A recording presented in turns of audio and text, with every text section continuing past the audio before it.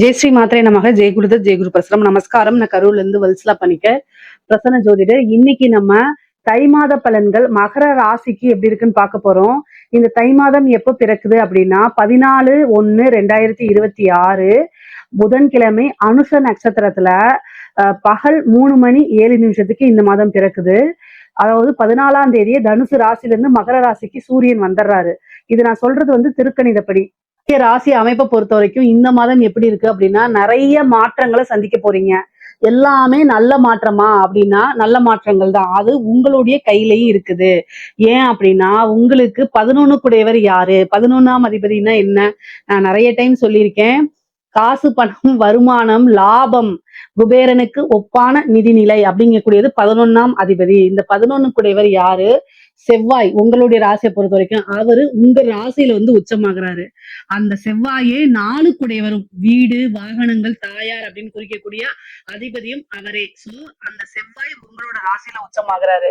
சரி, அப்புறம் என்ன மேடம் இருக்கு அப்படின்னு கேட்டீங்கன்னா 5 குடைய சுக்கிரன். அதிர்ஷ்டத்தை கொடுக்கக்கூடியவர் உங்களுக்கு யாரு அப்படின்னா சுக்கிரன். பூரண லக்ஷ்மி ஸ்தானம் அப்படிங்கக்கூடிய இடமும் 5ஆம் இடம் தான். நல்ல அஷ்ட ஐஸ்வர்யம் அப்படின்னா அதுவும் 5ஆம் இடம் தான். அந்த 5 குடையவும் 10 அப்படிங்கிறது தொழில். சோ அதுக்கு அதிபதி யாரு? சுக்கிரன். உங்களோட ராசியை பொறுத்த வரைக்கும் அவரும் உங்களுடைய ராசியில இருக்கிறாரு. அதுக்கப்புறம் புதன் பாக்கியாதிபதி, உங்களுக்கு 6 9 குடையவர் பாக்கியாதிபதி, அவரும் உங்களோட ராசியில. அப்புறம் மேடம் அஷ்டமாதிபதியும் சூரியன் உங்களுடைய ராசியில. இதுதான் கவனமாக இருக்க வேண்டியது. சோ உங்களுக்கு நிறைய நன்மைகள் இருக்கு. அதே நேரத்துல பாதுகாப்பா இருக்க வேண்டியதும் அவசியம். காசு பணம் வரும்போது கண்மூடித்தனமா செலவு பண்ணக்கூடாது. அதே நேரத்துல உங்களுக்கு நிறைய வாய்ப்புகள் வரும்போது அலட்சியப்படுத்தக்கூடாது. சோ இந்த மாதம் என்னன்னா நல்ல அமைப்புகள், அதாவது ஒரு பெரிய ஜாக்பாட் அப்படின்னு சொல்லக்கூடிய அமைப்பு தான் இந்த மாதம் உங்களுக்கு இருக்கு. ஆனா நீங்க கரெக்டா யூஸ் பண்ணிக்கிறதுல தானே இருக்குது. பொதுவாவே பாத்தீங்கன்னா 10 குடைய சுக்கிரன் உங்களோட ராசியில இருக்கறனால தொழில் ரீதியா நிறைய மாற்றங்கள். இதுவரைக்கும் தொழில் எப்படி போச்சோ இல்லையோ இந்த மாசம் நல்ல வருமானத்தை ஈட்டக்கூடிய அமைப்புகள், நிறைய காசு பணம் பார்க்கலாம், லாபங்களை பார்க்கலாம். ஏன்னா 10 குடைய சுக்கிரனும் சரி 11 குடைய செவ்வாயும் சரி உங்களோட ராசிக்கு வராங்க. அப்போ லாபம், தொழில் மூலியமா நல்ல லாபத்தை ஈட்டக்கூடிய அமைப்புகள். அதே மாதிரி ஏற்றுமதி இறக்குமதி சார்ந்த விஷயங்கள் உங்களுக்கு நன்மை பயக்கும். அதே மாதிரி இவ்வளவு நாளா ரன்னே ஆகல, நம்ம தொழில் பண்ணலாமா வேண்டாமானா இந்த ஒரு மாசம் பண்ணி பாருங்க. இனி அடுத்தது அப்படியே கண்டினியூஸ் பண்ணுவீங்க. அந்த அளவுக்கு நல்ல லாபங்கள் உங்களுக்கு கிடைக்கும் தொழில் மூலியமா. சரிங்க. அஷ்டமாதிபதி சூரியன் உங்களோட ராசியில இருக்காரு. தொழில கவனமாக இருக்கணும். பார்ட்னர் கிட்ட விட்டுட்டு போறது, மத்தவங்க கிட்ட விட்டுட்டு போறது அப்படிங்கறதெல்லாம் நீங்க செய்யக்கூடாது. தொழில அலட்சியம் கூடாது, சோம்பேறித்தனம் கூடாது. கரெக்டா யூஸ் பண்ணீங்க அப்படின்னா முன்னேறிடலாம். தொழில் மூலியமா அவ்வளவு நன்மைகள் உங்களுக்கு இருக்குது. 5 குடையவர் சுக்கிரன். அதே மாதிரி திடீர்னு ஒரு அதிர்ஷ்டமும் வர்றதுக்கு அமைப்புகள் இருக்கு. புதுசா நான் தொழில் இந்த மாசம் ஸ்டார்ட் பண்ணலாமான்னு கேட்டீங்கன்னா தாராளமா ஸ்டார்ட் பண்ணலாம். இந்த மாதம் உங்களுக்கு நல்ல அற்புதமான மாதம். அதனால புதுசா உங்களோட ஜாதகத்தை பாத்துக்கோங்க. பார்த்துட்டு உங்களுக்கு தொழிற்சானம் நல்லா இருக்கு அப்படின்னா ஸ்டார்ட் பண்ணிக்கோங்க. இல்ல தொழிற்சானம் கெட்டு போயிருக்கு அப்படின்னா அதுக்கு என்ன அப்படிங்கறது உங்களுடைய ஜோசியர்கிட்ட கேளுங்க. அவங்களே உங்களுக்கு சொல்லுவாங்க. ஆனா இந்த மாசம் ரொம்ப நிறைய நல்ல நல்ல நன்மைகள்லாம் உங்களுக்கு நடக்க போகுது. கரெக்டா இருந்துக்கணும். அதே மாதிரி 6ஆம் இடத்துல குருங்க. உங்களுக்கு 6ஆம் இடத்துல குரு இருக்கும்போது கடன் ரீதியா கொஞ்சம் பிரச்சனைகளை சந்திப்பீங்க. அஷ்டமாதிபதி உங்களோட ராசியில இருக்கனால தேவையில்லாத அவமானங்களும் தேடி வரும். உங்க மனசை குத்தி கிழிக்கிறதுக்கு ஆட்கள் தேடி வருவாங்க. நீங்க தயவு செய்து போயிருங்க. ஆர்கியூமெண்ட்ல பண்ணாதீங்க. இந்த மாசம் செவ்வாய் உங்களுக்கு உச்சமா இருக்கனால தேவையில்லாத வார்த்தைகளை விடுவீங்க. கோபம் அளவுக்கு மீறி வரும். உணர்ச்சி வசப்படுவீங்க. இந்த உணர்ச்சிகளை அடக்கிக்கிட்டு புத்திக்கு வேலை. பொதுவாகவே மகர ராசி இந்த 12 ராசிகள்ல 2 ராசி தான் வில்லங்கம் முடிச்சவங்க. ஒண்ணு விருச்சகம், இன்னொன்னு மகரம். மகரம் நீங்க தப்பாலாம் சொல்லாதீங்க. வில்லங்கம் மீன்ஸ் என்னன்னா எந்த சூழ்நிலையும் சாதுரியமாக கையாளக்கூடிய நபர்கள் இந்த மகர ராசிக்காரங்க. ஆனா உங்களுடைய ராசியில செவ்வாய் உச்சமாகறாருனால அல்லது குரு நீசமாகறனாலயும் தெரியல, எல்லா விஷயங்களும் உலகத்துக்கு நீங்க அட்ஜஸ்ட் பண்ணி போக மாட்டீங்க. ஆனா உலகம் உங்களுக்கு அட்ஜஸ்ட் பண்ணி போகணும்னு நீங்க நினைப்பீங்க. உலகத்தையே நான் வளைச்சிருவேங்கிற அமைப்பெல்லாம் எண்ணங்கள்லாம் உங்களுக்கு இருக்கும். ஆனா அதுக்குண்டான செயல்முறைகளை எப்படி பண்றதுன்னு தெரியாது. அத வந்து என்னன்னா குரு நீசமா இருக்கனால கத்துக்கக்கூடிய விஷயங்கள்ல, கேட்கக்கூடிய விஷயங்கள்ல உங்களுக்கு கம்மியானதுதான். ஆனா அதிர்ஷ்டம் மட்டும் எப்பவுமே உங்களுக்கு இருக்கும். ஏன் அப்படின்னா 5 குடையவர் வந்து உங்களுக்கு 10 குடையவரும் சுக்கிரனா இருக்காரு. சோ அந்த ராஜ யோகத்தை கொடுக்கக்கூடியவர் இந்த மாசம் உங்களோட ராசியில இருக்காரு. அதனால அதிர்ஷ்டம் மட்டும் உங்களுக்கு எப்பவுமே இருக்கு. இந்த மாசம் வந்து கூடுதலாவே இருக்குது. அதனால நீங்க கவலைப்பட வேண்டாம். உத்தியோகத்துல இருக்கவங்களுக்குலாம் இது ஒரு ஜாக்பாட்டான மாசம் தான் நான் சொல்லுவேன். ஏன்னா அமைப்புகள் ரொம்ப நல்லா இருக்குங்க. 6 கூடைய புதனும் உங்களோட ராசியில இருக்கனால திடீர்னு ஒரு ப்ரமோஷன் அமைப்பு ரொம்ப சூப்பரா இருக்கு. நீங்க நினைச்ச காரியங்கள் கைகூடும். நினைச்ச விஷயங்கள் சக்சஸ் ஆகும். இவ்வளவு நாள் நீங்க போட்ட கடுமையான உழைப்புக்கு இந்த மாதம் பலாபலன் தேடி வரும். உங்களுக்குன்னு ஒரு நல்ல போஸ்டிங் கொடுக்கறது, அதே மாதிரி வெளிநாட்டுல போய் வேலை பார்க்கறது, வெளி மாநிலங்களுக்கு வேலை பார்க்கறது, ப்ரொமோஷனோட கூடியது, நல்ல இன்கிரிமெண்ட் எல்லாம் கிடைக்கும். நிறைய காசு பணம் பார்க்க முடியும். சரிங்க. இதுக்கப்புறம் வந்து என்னன்னா 9ஆம் அதிபதி உங்களோட இதுல இருக்கனால வெளியூரு, வெளிமாநிலங்கள் பிரயாணங்கள் இருக்குது. படிப்புக்காகவோ அல்லது கல்விக்காகவோ, உத்தியோகத்துக்காகவோ, பிசினஸ்க்காகவோ, அதாவது தொழிலுக்காகவோ என்ன செய்வீங்க? வெளிநாடு சென்று வரக்கூடிய அமைப்புகள் இருக்கு. உங்களுக்கு வந்து 12ஆம் இடத்த குரு பார்த்துக்கிட்டே இருக்கிறாரு. அதனால நீங்க வெளிநாடுகளுக்கு போய் வேலை பார்க்கணும்னா இந்த மாசம் அப்ளை பண்ணா உடனே கிடைக்கும். விசாலாம் டக்குன்னு கிளியரன்ஸ் ஆயிரும். நல்ல அமைப்புகள் இருக்குங்க. கரெக்ட்டா இந்த மாசம் யூஸ் பண்ணிக்கங்க. 3ஆம் இடத்துல உங்களுடைய ராசியாதிபதி இருக்கனால முயற்சி பண்றத மட்டும் எப்பவுமே சலிக்காம பண்ணுங்க. புது புது ஒரு விஷயத்த தொட்டா சக்சஸ் ஆகக்கூடிய அமைப்புகள் இந்த மாசம் இருக்கு. சரிங்களா? அதே மாதிரி பூர்வீக சொத்துக்கள் தானா தேடி வரும். இவ்வளவு நாளா உங்களுக்கு உண்டான பாகம் வராம இருந்தா கூட இந்த மாசம் வந்துரும். உங்களுக்கு உண்டான பாகம்லாம் கரெக்டா வந்துரும். சொத்து சேர்க்கை இருக்குது. புதுசா வீடு வாங்கக்கூடிய அமைப்பு இருக்கு. வாகன பிராப்தம் இருக்கு. இவ்வளவு நாளா தேடி ஒரு வீடு வாங்கினா கூட இப்ப வீடு கட்டக்கூடிய யோகங்கள்லாம் இருக்குங்க. முக்கியமா நீங்க வந்து என்னன்னா இந்த மாசம் நல்ல பிளான் போட்டு வச்சுக்கிட்டீங்கன்னா எல்லாத்தையும் நல்லா செயல்படுத்திடலாம். படிப்பு ரீதியா வந்து என்னன்னா படிப்புல நல்ல ஆர்வம், படிப்பை பொறுத்த வரைக்கும் ரொம்ப நன்மைகள் தான். நல்ல மார்க் எடுத்து தேர்ச்சி பெறக்கூடிய அமைப்புகள் இருக்கு. உயர்கல்வியில படிக்கிறவங்களுக்கு எல்லாம் வந்து சூப்பரான அமைப்பு. நீங்க நினைச்ச விஷயத்துல போய் உட்கார்ந்துட முடியும். நல்ல இன்டர்ன்ஷிப் கிடைக்கும். நல்ல இன்டர்ன்ஷிப் கிடைக்கும். அதே நேரத்துல வந்து நீங்க வந்து கேம்பஸ்ல வந்து இன்டர்வியூ அட்டெண்ட் பண்ணுங்க. ஒரு நல்ல இடத்துல பிளேஸ்மெண்ட்ல போய் உட்கார்ந்து பிளேஸ்மெண்ட்ல செலக்ட் ஆகி நம்ம நல்ல பிளேஸ்மெண்ட் உங்களுக்கு கிடைச்சிரும். நல்ல இதுல வந்து அமைப்புகள் நிறைய இருக்கு. ஆனா அதை அலட்சியப்படுத்திடாதீங்க. இந்த அஷ்டமாதிபதியும் சுக்கிரனும் வந்து உங்களோட ராசியில இருக்கும்போது அலட்சியம் தானா வரும்.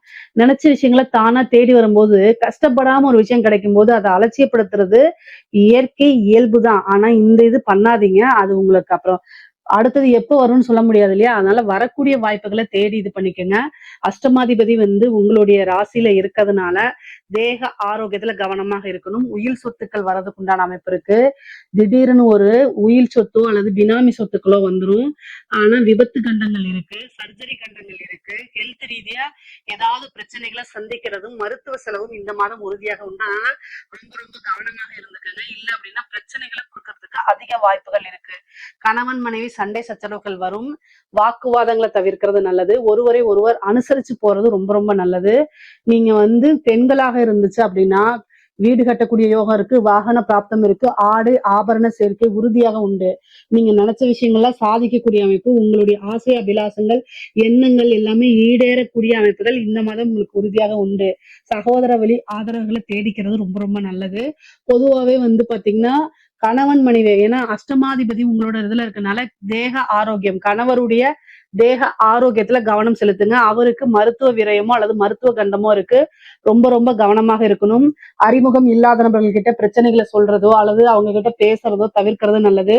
அதே வந்து பாத்தீங்கன்னா 2ஆம் இடத்துல ராகு இருக்கனால பேசக்கூடிய வார்த்தைகளை நிறுத்தி நிதானமா இருக்கணும். அதே மாதிரி முன்பின் தெரியாத நபர்கள் கிட்ட அதர் லாங்குவேஜ் பேசக்கூடிய நபர்கள்கிட்ட எல்லாம் ரொம்ப ஜாக்கிரதையா இருக்கணும்.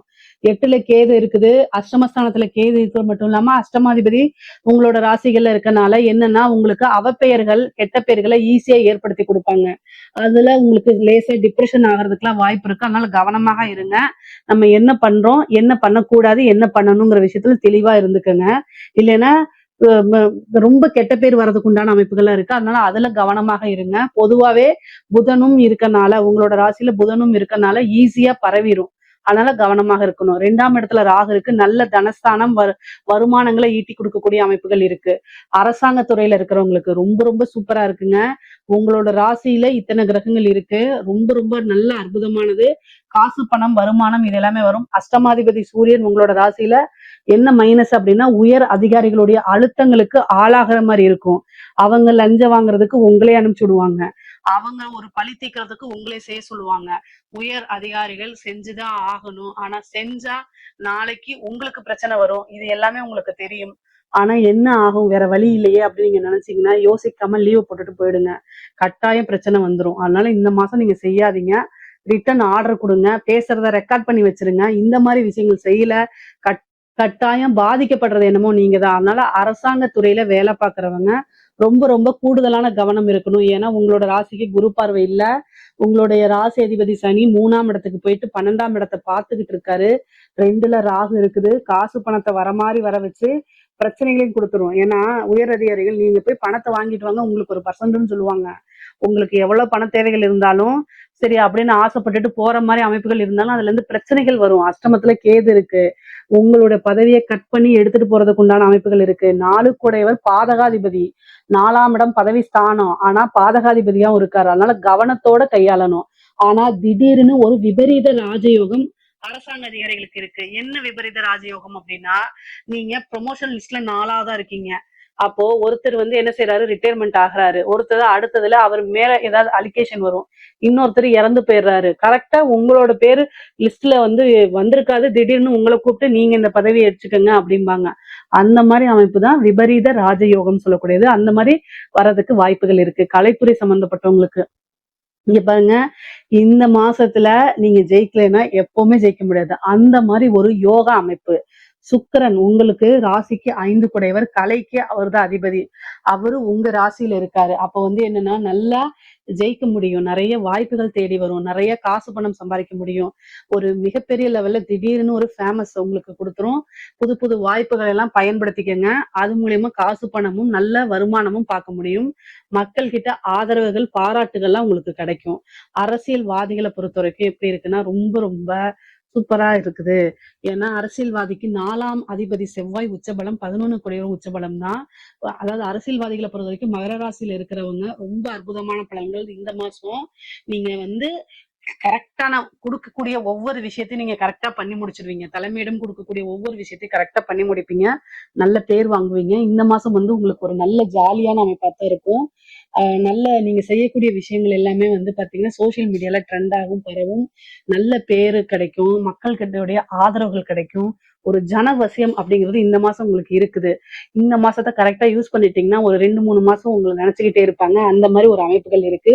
கரெக்டா யூஸ் பண்ணிக்கோங்க. கூடுதலை தெய்வ வழிபாடு, பரிகாரங்கள், யாகங்கள், பூஜைகள் எல்லாம் பண்ணிக்கிட்டீங்க அப்படின்னா இன்னும் ஜனவசியங்கள் அதிகமாகும். பொதுவாவே பாத்தீங்கன்னா மகர ராசிக்கு ஆல் ஓவரா இந்த தை மாசம் ரொம்ப ரொம்ப அற்புதமான மாசங்களா இருக்கு. இதுல ஏதாவது சந்தேகங்கள் இருக்கு அப்படின்னா கமெண்ட்ஸ்ல கேளுங்க. கட்டாயம் நான் ஆன்சர் பண்றேன். நம்மளுடைய சேனலை லைக் பண்ணுங்க, ஷேர் பண்ணுங்க, சப்ஸ்கிரைப் பண்ணுங்க. நன்றி, வணக்கம்.